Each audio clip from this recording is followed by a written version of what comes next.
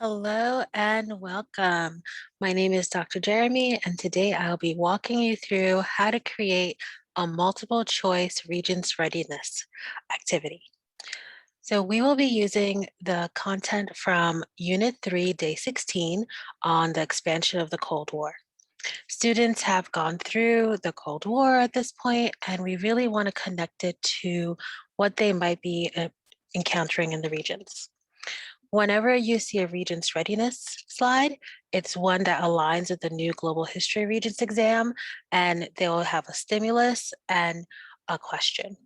We're going to be particularly looking at an excerpt from the Iron Curtain speech that was read in a previous lesson, and we're going to try to transfer the two stimulus-based multiple choice questions onto a Google form.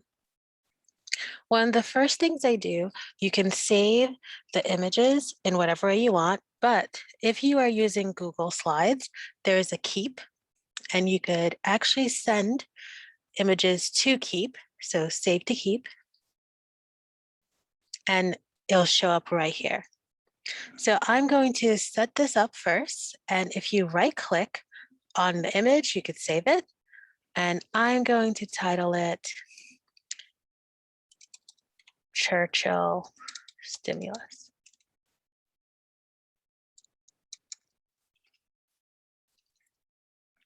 So that's going to be there ready for me. I'm going to go to my drive and start a Google form. I'm just going to start with a blank one. And for now, it could be called Regents Readiness Multiple Choice Question. And one way that I could automatically already put in my image for my stimulus, I went to the picture icon, and because I had it just saved, I can drag this to upload, and I already have my stimulus ready for me here.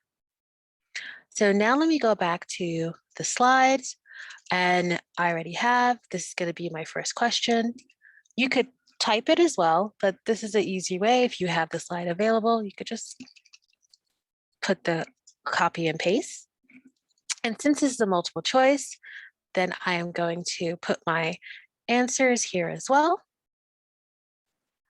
You could put them in multiples, but just to be safe, I usually put them one by one.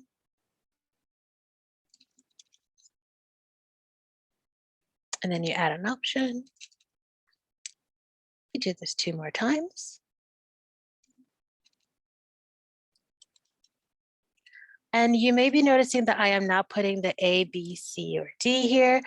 That's because if you choose to shuffle the answers, you do not want that there. So if you choose to shuffle your questions or answers, it's just easier not to have it A, B, C, or D. You may be wondering, well, how do you make sure that the answer key is there? The great thing here is that you can have your answer key follow. And I'll show you what I mean by that. So if you go to the settings and you make this a quiz, and then go make this a quiz, you can, there are other things you could do here, and you can go to that another time. But once this is a quiz, this answer key pops up. So now you could actually, if you click on it, give it a point value if you choose. And then you could say, well, this is the answer no matter if it's shuffled in any kind of way. So let's say our answer is here. Make sure you click done. And so wherever you go and however it's shuffled, this answer will always follow. And I always want to make sure it's required. There's another question that uses this stimulus as well. So one way to make it easier is to duplicate and then make sure I put our new question here.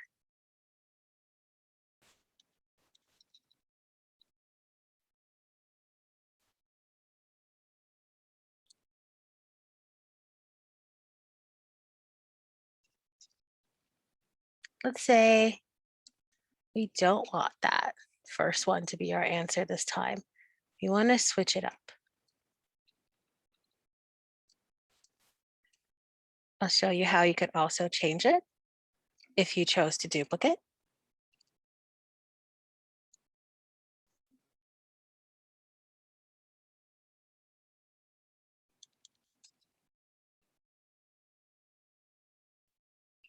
Great.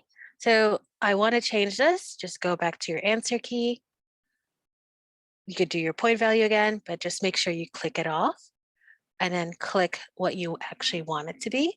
And once again, done. And it'll be set and you could change up your answer. You could also move it around this way if you think that you had too much of the second option, but there are tons of ways to do this.